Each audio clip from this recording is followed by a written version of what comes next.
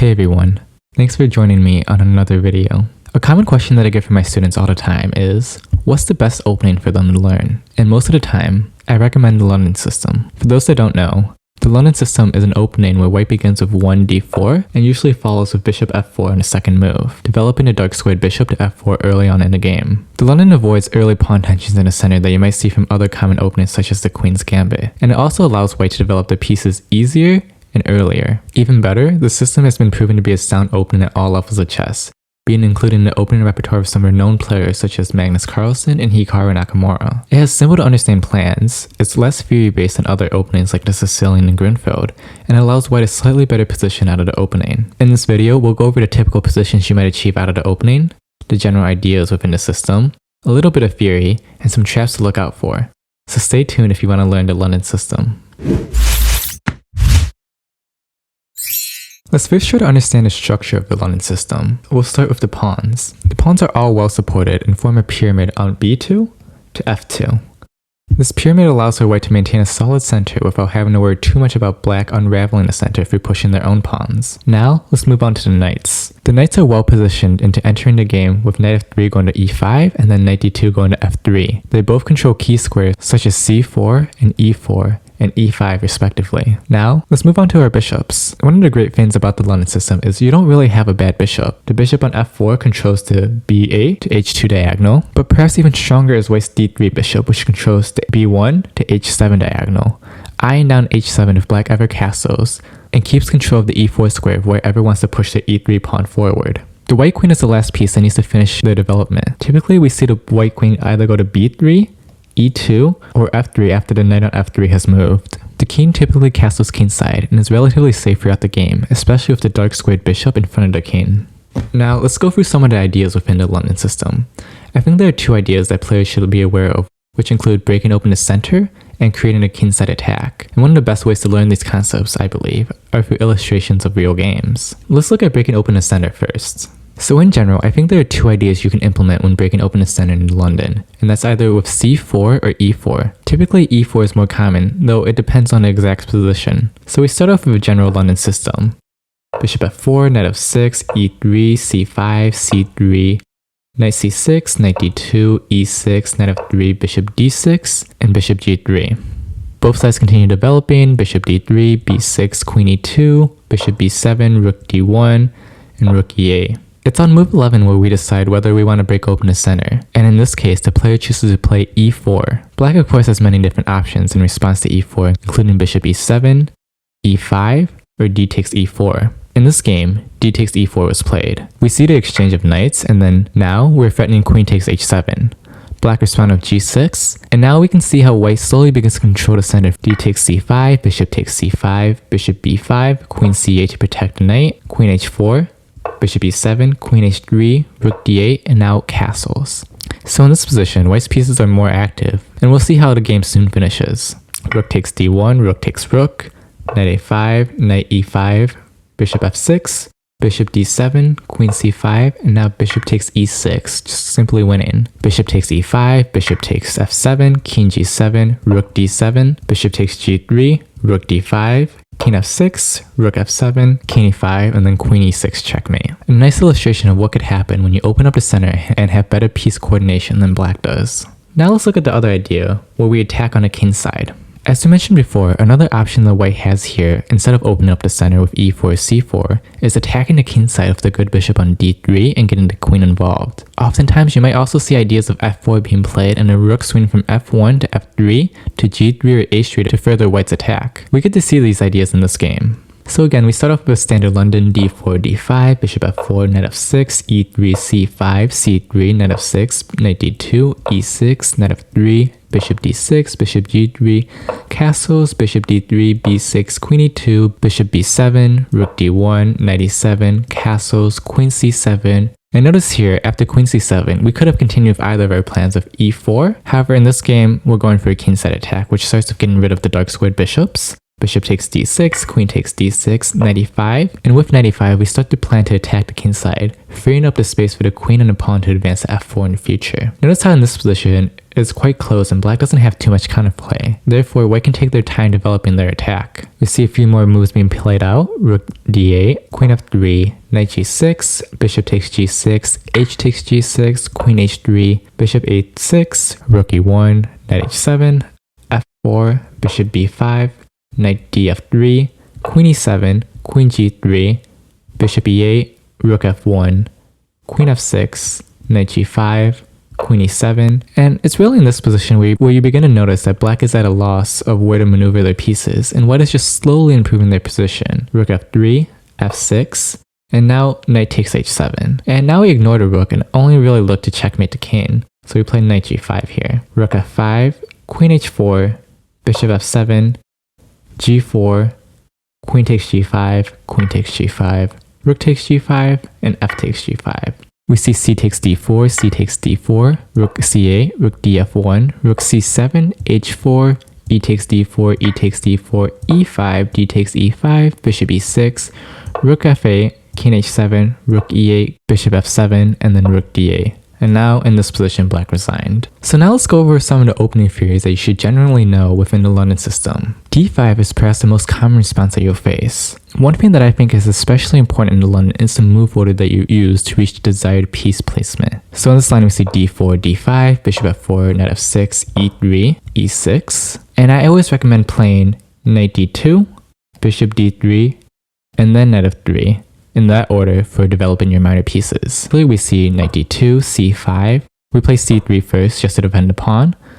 Knight c6, bishop d3, bishop d6. And we've seen in some previous games where white does have the option to go back to g3.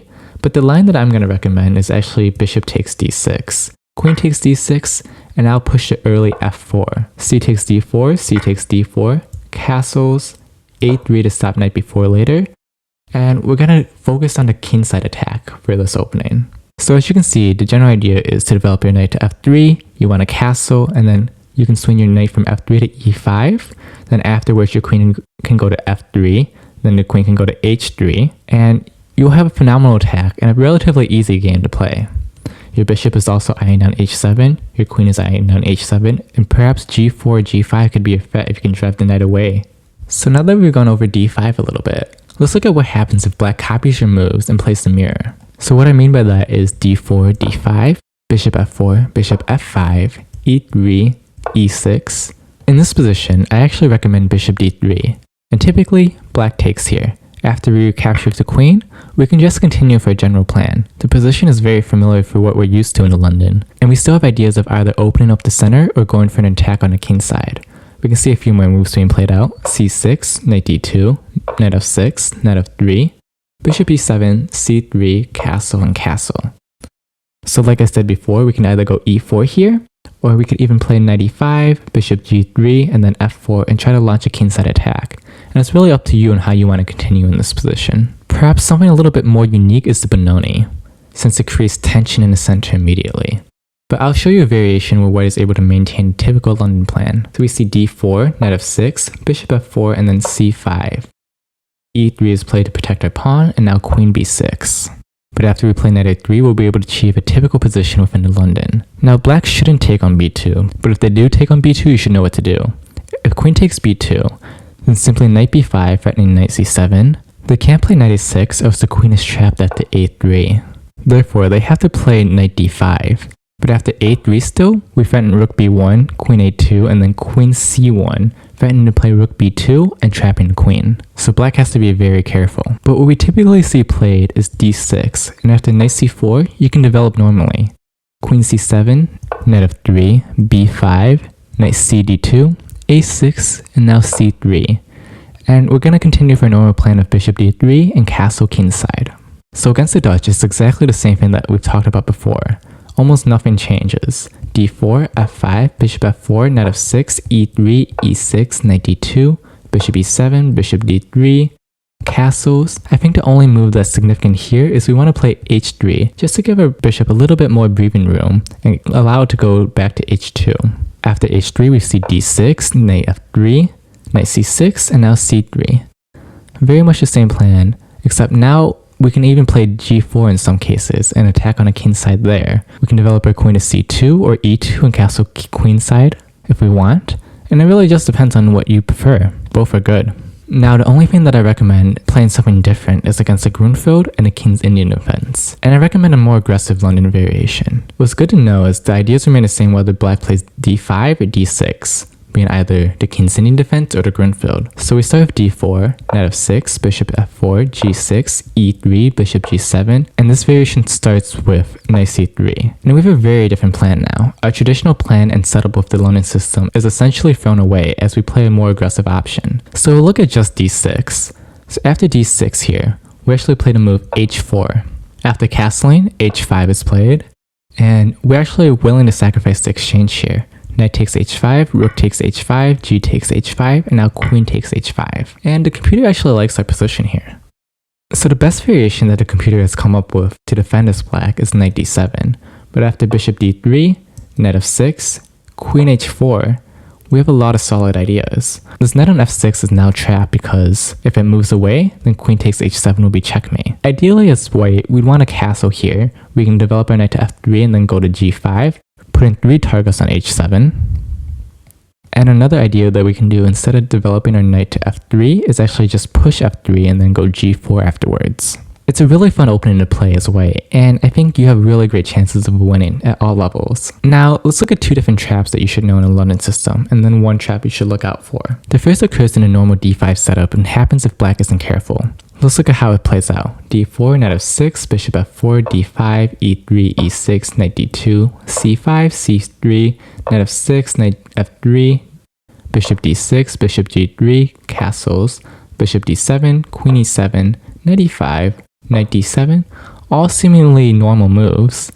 Knight takes d7, and now bishop takes d7, which is actually a blunder. Bishop takes d6, queen takes d6, and now d takes c5. Queen takes c5 is simply losing, and let's see if you can figure out why. Hopefully you're able to see that bishop takes h7 works here. King takes h7, and now queen h5 is a really incredible move. The king is forced back to g8, and now knight e4 is played. The pawn can't capture else the queen is hanging, so the queen usually just has to retreat here. Queen c4, and now knight g5 is simply winning. Now keep in mind that this position that I've just shown here occurred in a game against Kamsky and Sam Shanklin, 2 super grandmasters from the US. So if a 2600 is falling for this trap, then really anyone could. The second trap I'm going to show you is a little bit more obsolete, but occurs if white deviates from the original game plan and goes knight c4 in this opening. So we see d4, knight f6, knight f3, e6, bishop f4, c5, e3, b6, knight bd2, bishop b7, and now knight c4. And a move that's a blunder here is actually d5. So d5 isn't good because of knight c e5 here. And a lot of moves simply lose here, because we're threatening 2 different things here. We're threatening both knight g5 and bishop b5 check. So let's say they play a6 for example. Then after knight g5 we're simply winning. There's no way to stop me from taking f7 now. But now let's say we go h6 for example and stop knight g5. Then simply bishop b5 check. If the knight protects on d7, we simply take the knight, knight takes, and now knight e5. Bishop c8 doesn't work because after bishop c6, rook d8, knight takes knight, we're now attacking the rook of our bishop on f4. So at the end of the video, I'll show you 1 trap you should look out for if you're playing the London system. You know, it's not that common in classical gameplay, but more so in blitz and bullet. So it occurs after d4, e6, bishop f4, and h5. Now there's only one thing to remember here, and that's not to play e3. If you play e3, then black has g5, bishop g3, and h4, winning your dark squared bishop. Instead of e3, just remember to play knight f3 instead, and now there's no threats of g5 ever, and you can develop normally and have a really great position because black has a misplaced pawn on h5 now. If you've made it this far, thanks for watching. I truly appreciate it, and let me know if you want to see more content like this in the future or have any suggestions. And as always, have a great day.